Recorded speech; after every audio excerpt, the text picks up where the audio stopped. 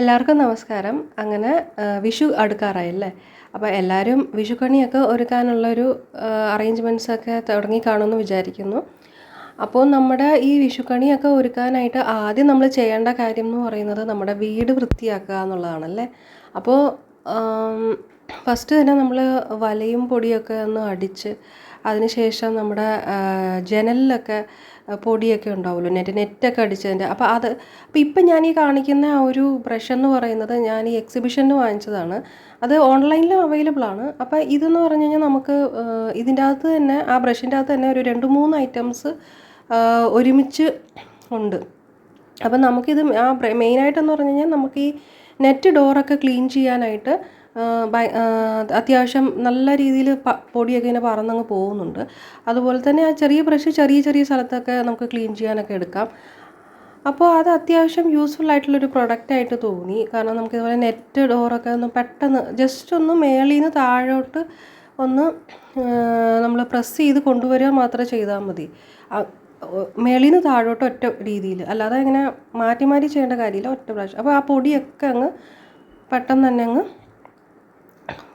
പോകുന്നതായിരിക്കും. അതിനുശേഷം പക്ഷേ നെറ്റ് ഡോറ് നമ്മൾ ഉള്ളത് കൊണ്ട് തന്നെ നമുക്ക് നല്ല ഒരു എന്താ പറയുക, നമുക്ക് പേടിക്കണം. രാവിലെ ജനലൊക്കെ തുറന്നിടാനാണെങ്കിലും ഒന്നും പേടിക്കണ്ട. നമ്മളെപ്പോഴും നമുക്ക് നോക്കിക്കൊണ്ടേ ഇരിക്കാൻ പറ്റത്തില്ലല്ലോ. അപ്പോൾ നെറ്റ് ഡോറുണ്ടെങ്കിൽ നമുക്ക് കൊതുക് ശല്യവും കാണത്തില്ല, വേറെ ജീവജാലങ്ങളൊന്നും കയറി വരുന്ന പേടിക്കുകയും വേണ്ട. പക്ഷേ ഇതുപോലെ പൊടി നിറയെ അതിനകത്ത് ഇങ്ങനെ വന്നുകൊണ്ടേയിരിക്കും. അപ്പോൾ ഇതുപോലത്തെ ഒരു ബ്രഷ് എന്തെങ്കിലും ഉണ്ടെങ്കിൽ നമുക്ക് പെട്ടെന്ന് എടുത്തൊന്ന് ക്ലീൻ ചെയ്യാനായിട്ട് അത് നല്ല ഹെൽപ്ഫുള്ളാണ്. അതിനുശേഷം നമ്മളപ്പം എപ്പോഴും ടോപ്പ് ടു ബോട്ടം, അതായത് ആദ്യം ഏറ്റവും ഫ്ലോറെല്ലാം ക്ലീൻ ചെയ്ത് അങ്ങനെ വന്നിട്ട് വേണം തൂത്ത് വാരാനാണ്.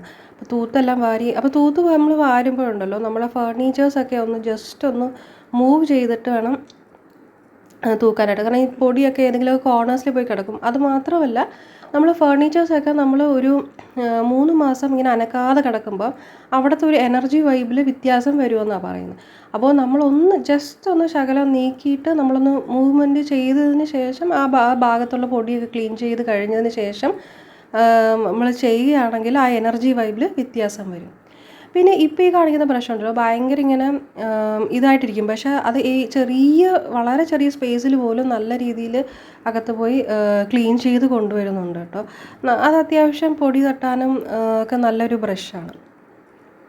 അപ്പം അതെല്ലാം കഴിഞ്ഞ് ലാസ്റ്റ് നന്നായിട്ടൊന്ന് തുടച്ചെടുക്കുക. നല്ലൊരു ഫ്ലോർ ക്ലീനർ വെച്ച് നല്ലതായിട്ട് തുടച്ച് നല്ലൊരു സ്മെല്ലുള്ള നല്ല മണമുള്ള ഫ്ലോർ ക്ലീനേഴ്സൊക്കെ അവൈലബിൾ ആണ്. അപ്പോൾ അങ്ങനത്തെ എന്തെങ്കിലും വാങ്ങിച്ച് നന്നായിട്ടൊന്ന് തുടച്ച് ചെയ്യുമ്പോൾ നല്ല തിളങ്ങുമല്ലേ. അപ്പോൾ അങ്ങനെ വീട് നല്ലവണ്ണം വൃത്തിയായിട്ട് വെച്ചിട്ട് വേണം നമ്മൾ വിഷുക്കണി ഒരുക്കാനായിട്ട്. എങ്കിലേ മഹാലക്ഷ്മി സാന്നിധ്യം ഉണ്ടാവുകയുള്ളൂ എന്നുള്ളതാണ്.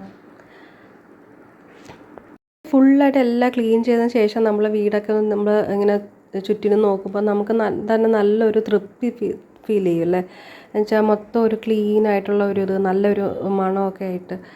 അപ്പോൾ നല്ല ക്ലീൻ ആൻഡ് നീറ്റായിട്ട് നമ്മൾ വീട് വെച്ച് കഴിഞ്ഞാൽ തന്നെ നല്ലൊരു പോസിറ്റീവായിട്ട് നമുക്ക് തന്നെ ഫീൽ ചെയ്യും.